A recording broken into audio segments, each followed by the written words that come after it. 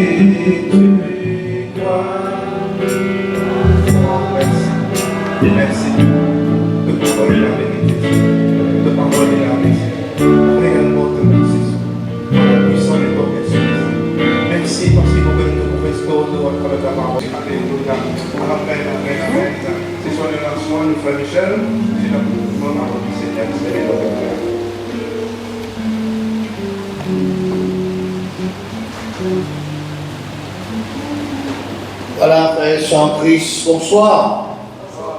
Voilà, nous contents d'être ensemble. Voilà, toujours sous le saint regard du Seigneur pour parole de Dieu et qu'ils autres aussi, on écoute la parole. Une lecture ce soir dans l'Épître aux Éphésiens, chapitre 4,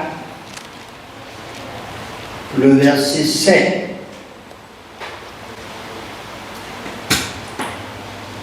Éphésiens, chapitre 4, le verset 7. Éphésiens 4, 7, mais à chacun de nous, la grâce a été donnée selon la mesure du don de Christ. C'est pourquoi il est dit, étant monté en haut, il a amené des captifs et il a fait des dons aux hommes. Oh, que signifie il est monté, sinon qu'il est aussi descendu dans les régions inférieures de la terre.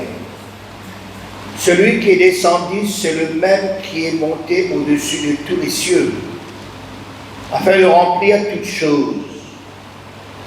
Et il a donné les uns comme apôtres, les autres comme prophètes, les autres comme évangélistes, les autres comme pasteurs et docteurs, pour le perfectionnement des saints, en vue de l'œuvre du ministère et de l'édification du corps de Christ, jusqu'à ce que nous soyons tous parvenus à l'unité de la foi, de la connaissance du Fils de Dieu, à l'état d'homme fait, à la mesure de la stature parfaite de Christ, afin que nous ne soyons plus des enfants flottants et emportés à tout vent de doctrine, par la tromperie des hommes, par leur ruse dans les moyens de séduction, mais que professant la vérité dans la charité, nous croissions à tous égards en celui qui est le chef Christ.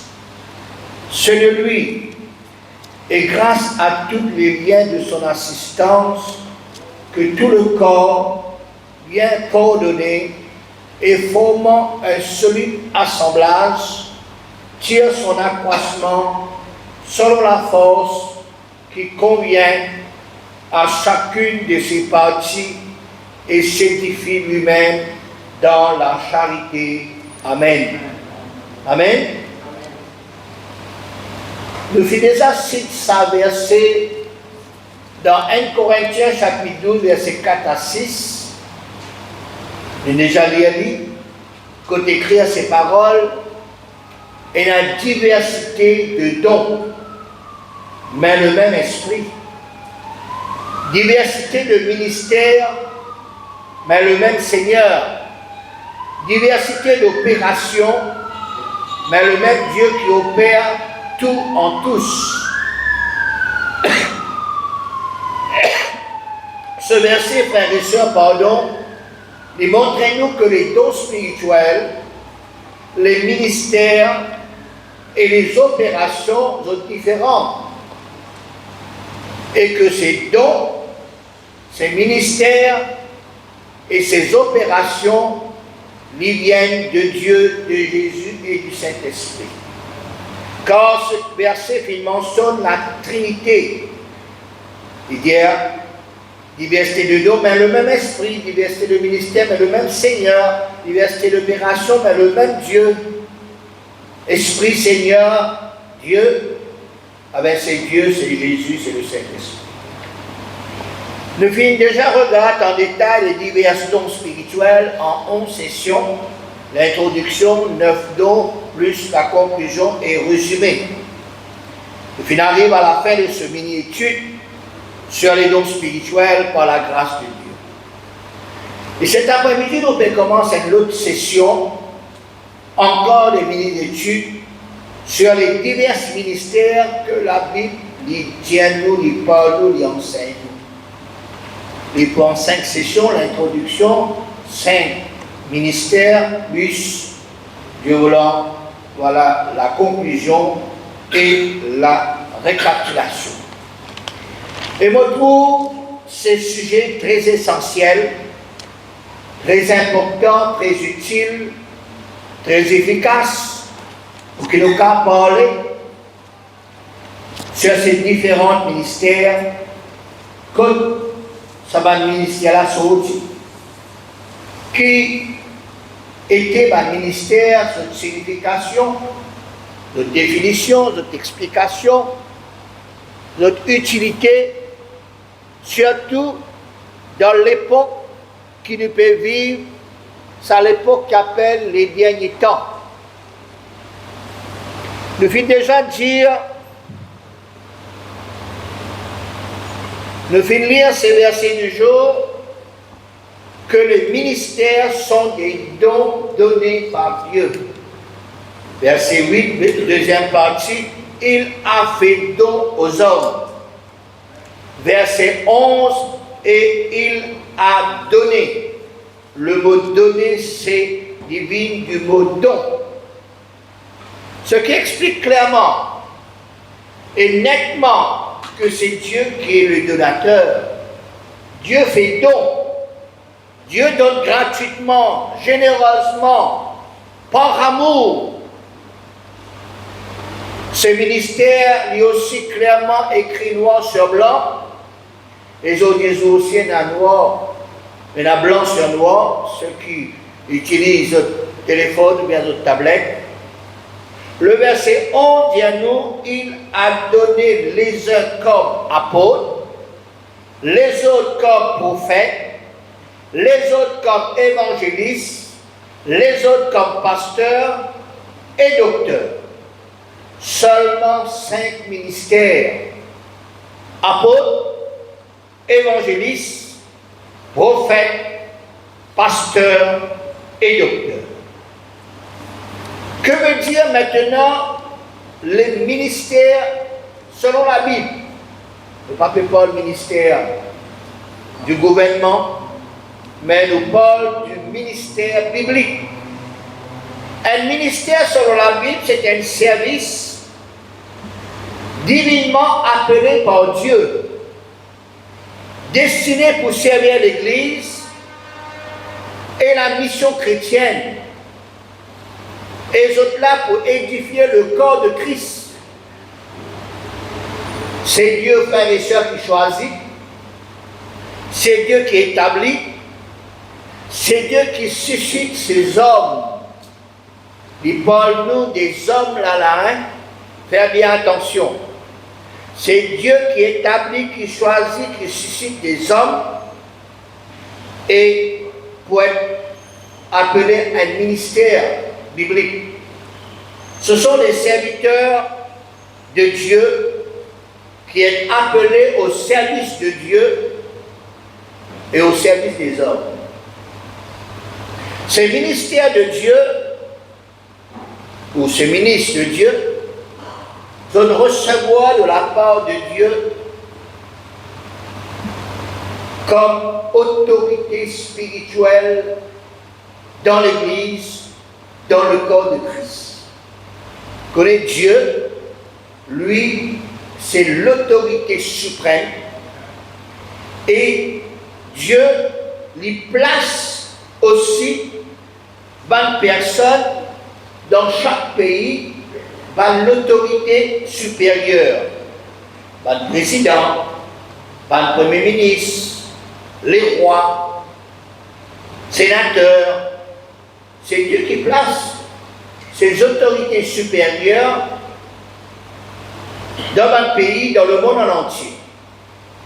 C'est Dieu aussi, frères et sœurs, qui place par l'autorité supérieure dans l'Église, dans son œuvre, dans le corps de Christ.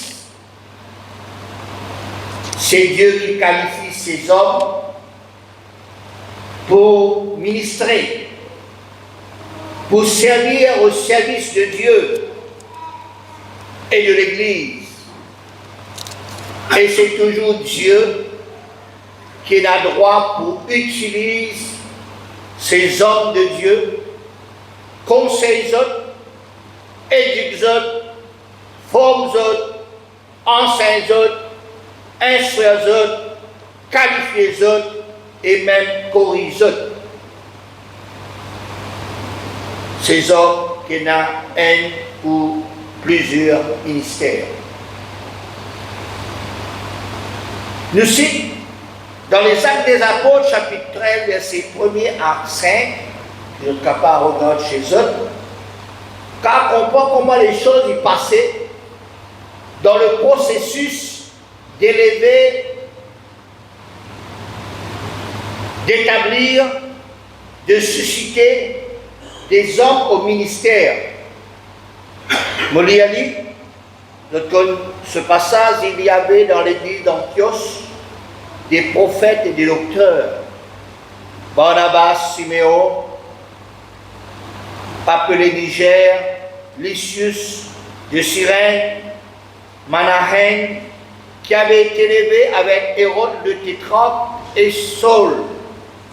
Pendant qu'ils servaient le Seigneur dans leur ministère et qu'ils gênaient, le Saint-Esprit dit: mettez-moi à part Barnabas et Saul pour l'œuvre à laquelle je les ai appelés. Alors, après avoir jeûné et prié, ils leur imposèrent les mains et le laissèrent partir. Barnabas et Saul, envoyés par le Saint-Esprit, descendirent à Séleucie, et de là ils s'embarquèrent pour l'île de Chypre. Arrivés à Salamine, ils annoncèrent la parole de Dieu dans les synagogues des Juifs. Il avait Jean pour aide.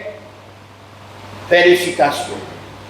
Ces hommes finalisés par Dieu, choisis par Dieu, par le Saint-Esprit, pour être des apôtres ou bien des évangélistes. Voilà comment les choses diffèrent, frères et sœurs.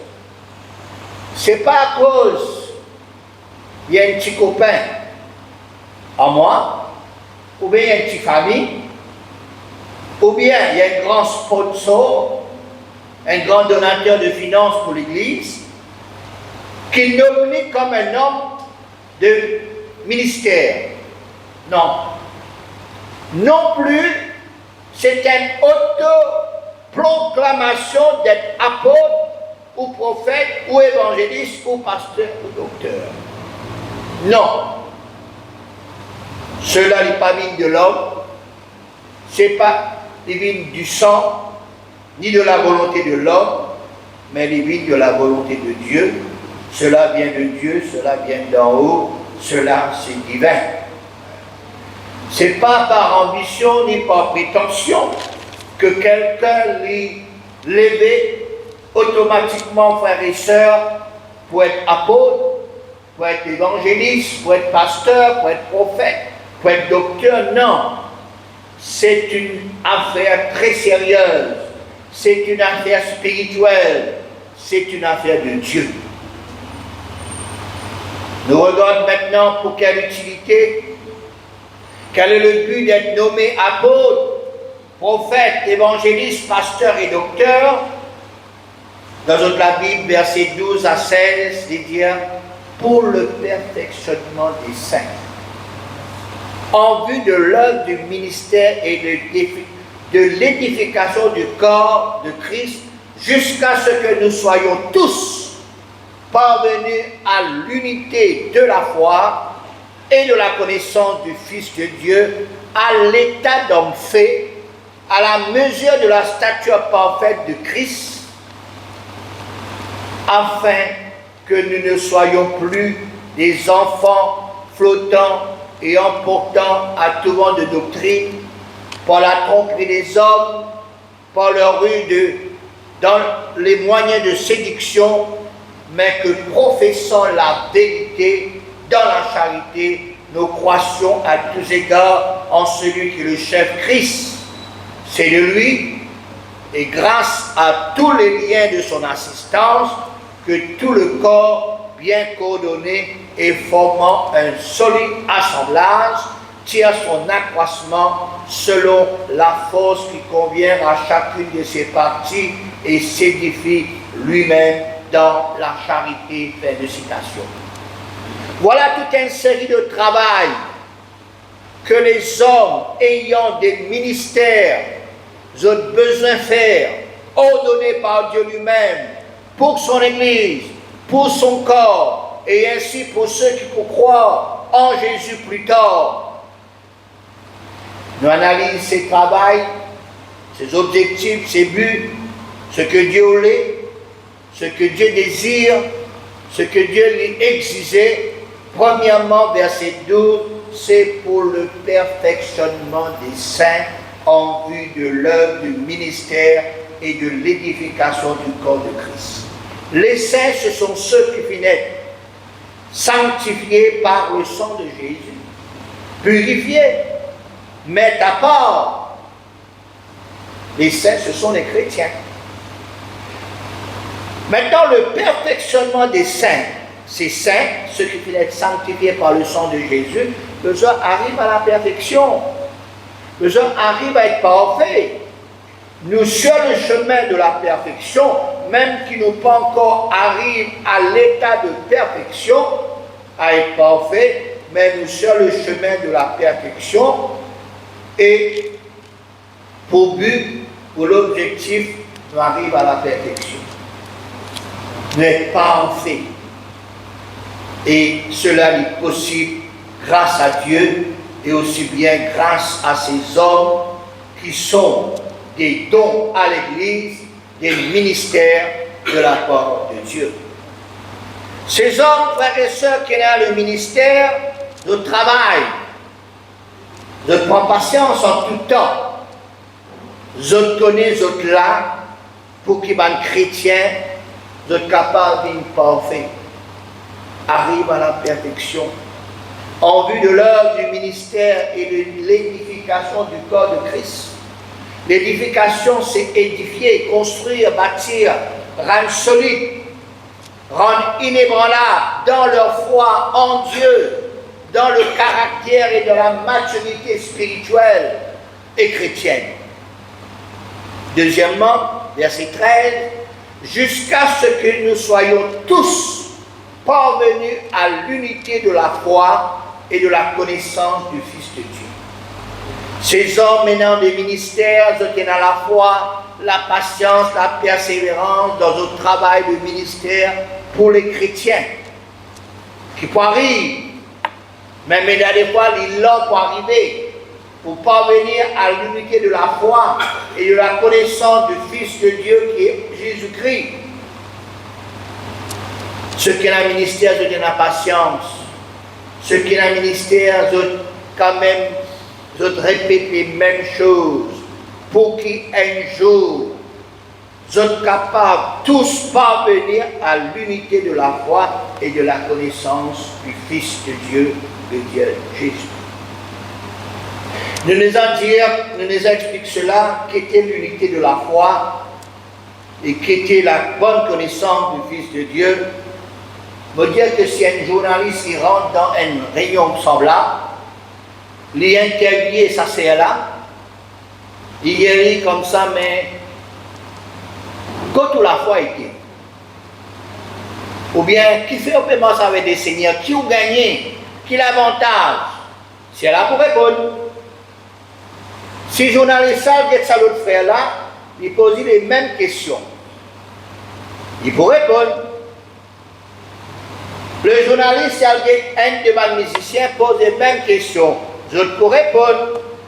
Maintenant, quand le journaliste là analyse les 3 ou les 4 personnes qui répondent, si cette personne là finit capable de répondre différemment, chacun de autres l'opinion personnelle, alors ce n'est pas l'unité de la foi. Ce que vous pouvez comprendre. D'autres la foi en qui vous mettez diverses. Ça là, il y a la foi seulement de guérison par exemple. Le là, il est seulement dans la foi pour gagner l'argent. Ça là dans la foi.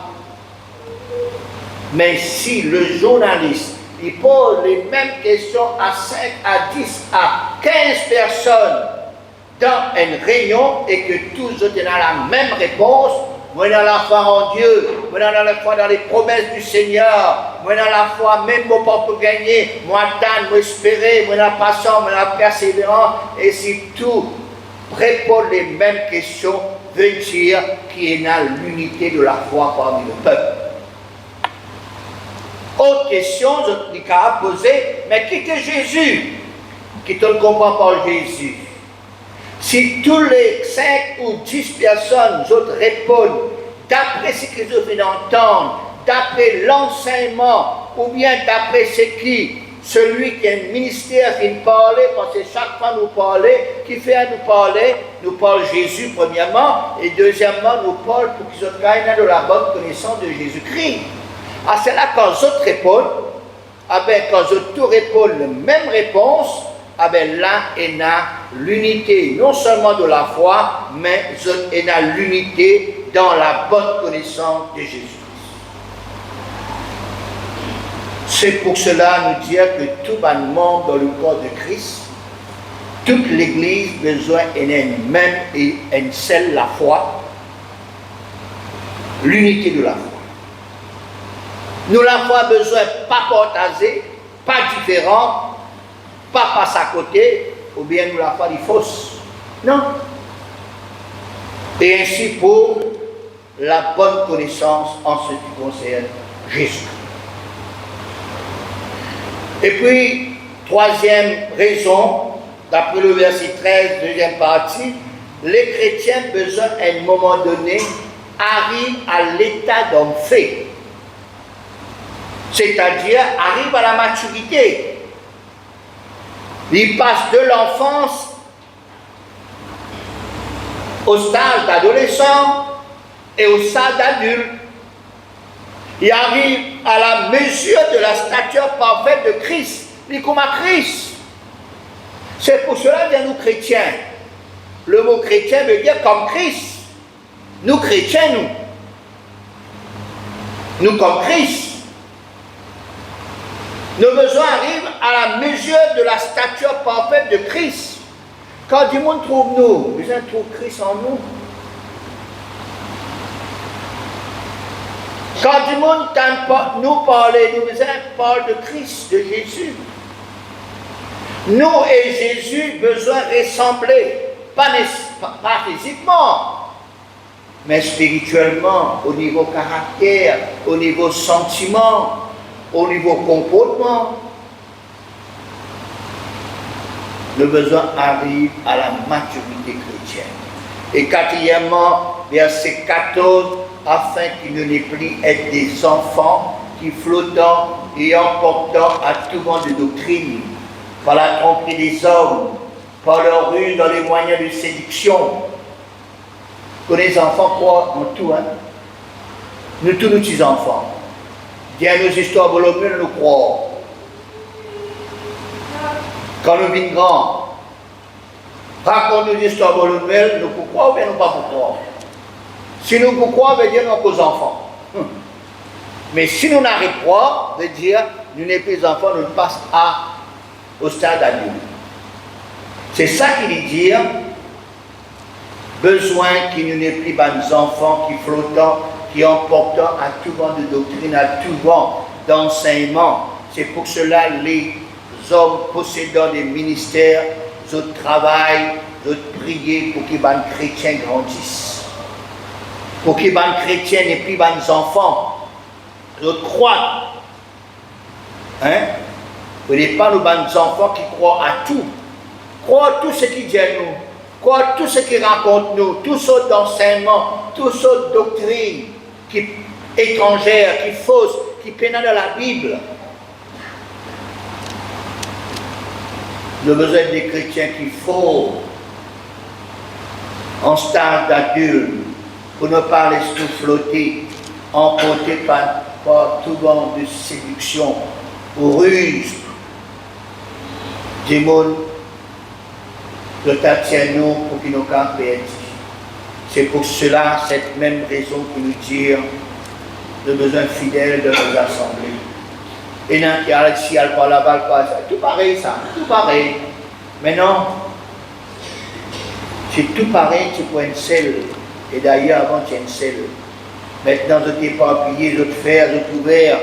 Je dis pareil ça, pareil ça, pareil ça. N'a pas laissé nous séduire, n'a pas laissé nous attirer pour nous alber ici. Non, nous besoin d'être forts et nous besoin d'être inébranlables. Et arrive à la maturité chrétienne, à la mesure de la stature parfaite de Christ. Cinquièmement, verset 15. Mais que professant la vérité dans la charité, nous croissions à tous égards en celui qui est le chef, Christ. C'est de lui, grâce à tous les liens de son assistance, que tout le corps bien coordonné et formant un solide assemblage tire son accroissement selon la force qui convient à chacune de ses parties et s'édifie lui-même dans la charité, dans l'amour. Fin de citation.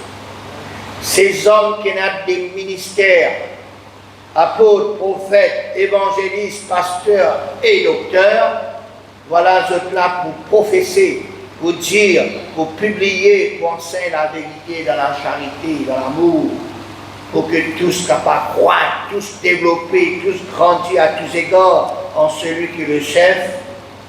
C'est Christ qui est le chef. Ce n'est pas l'apôtre, ce n'est pas le prophète, ce n'est pas l'évangéliste, ce n'est pas le pasteur, ce n'est pas l'enseignant, non. Christ qui est le chef de l'Église. C'est Christ qui est notre chef, car c'est de Christ, et grâce à Christ et de son aide, nous vîmes un solide assemblage. Un bout ici, un bout là-bas, un bout là-bas, un bout, nous tous faisons partie de cette solide assemblage, construit, bâti dans la charité et bâti dans l'amour.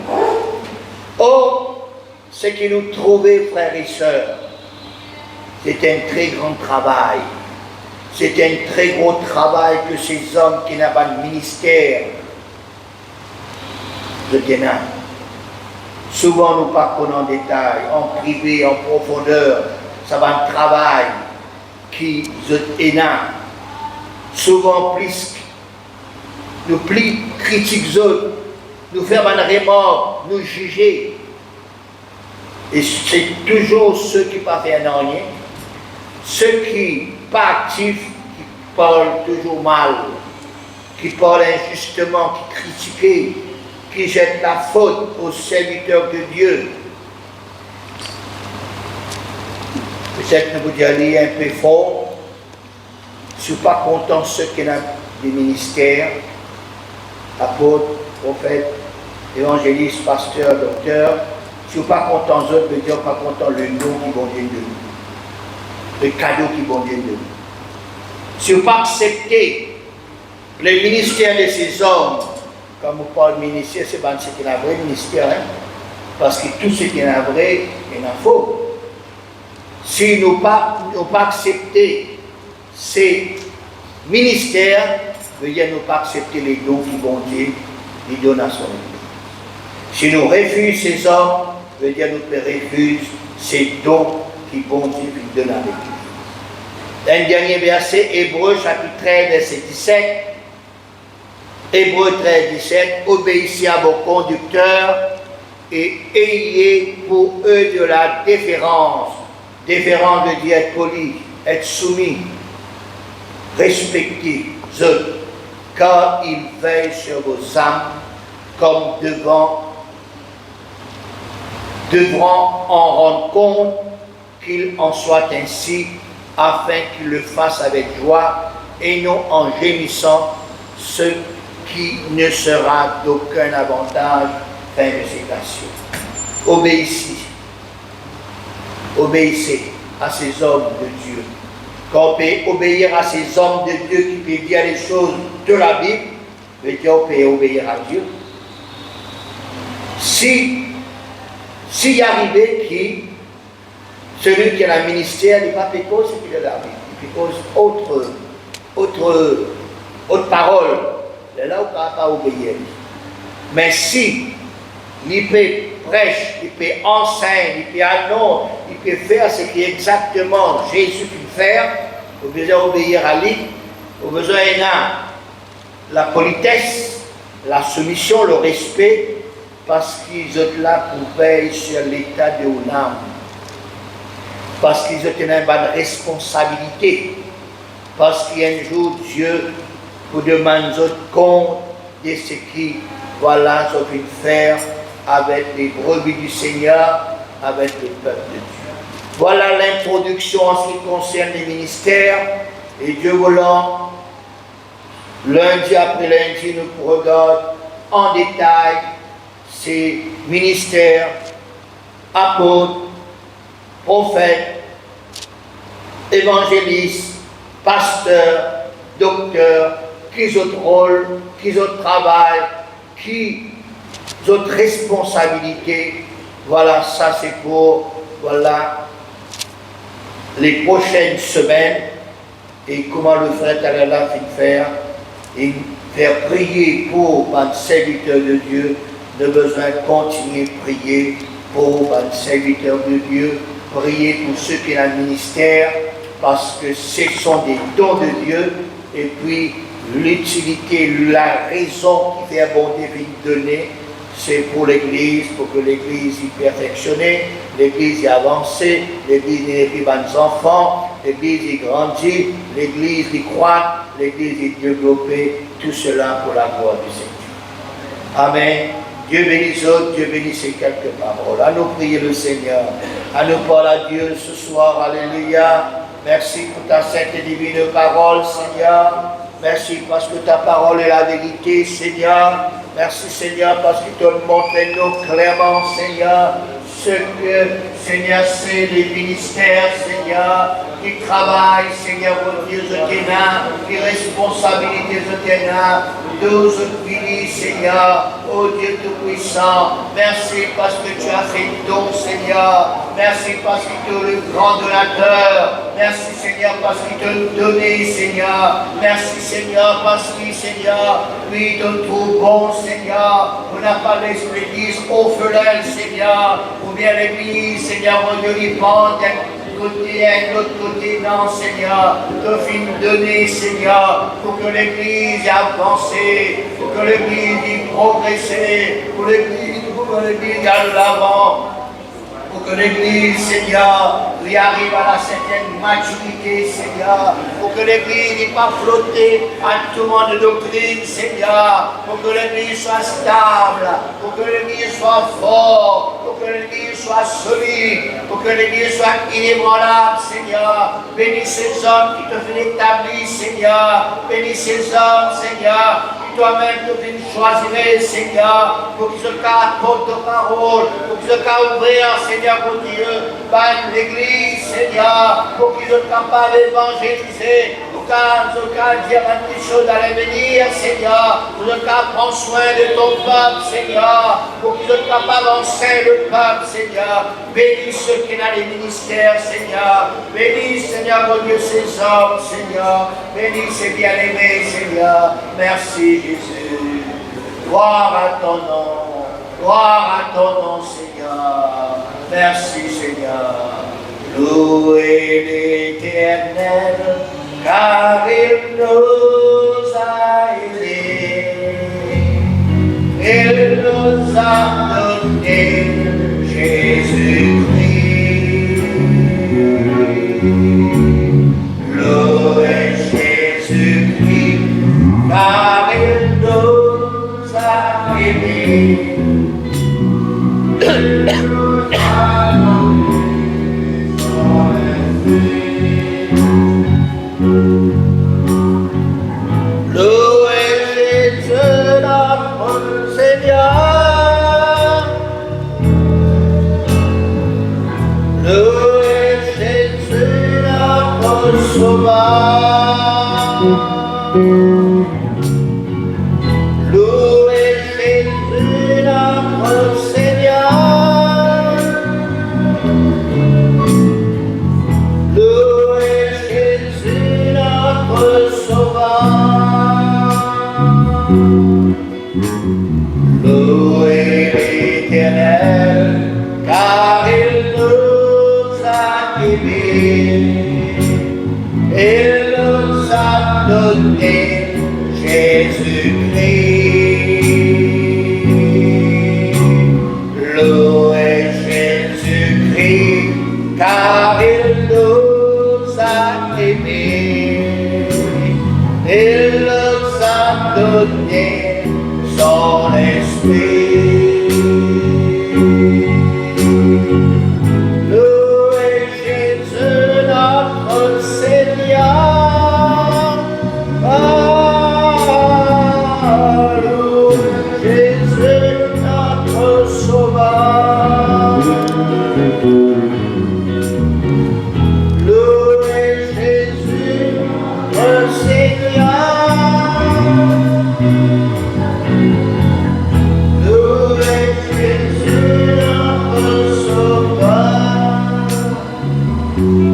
soit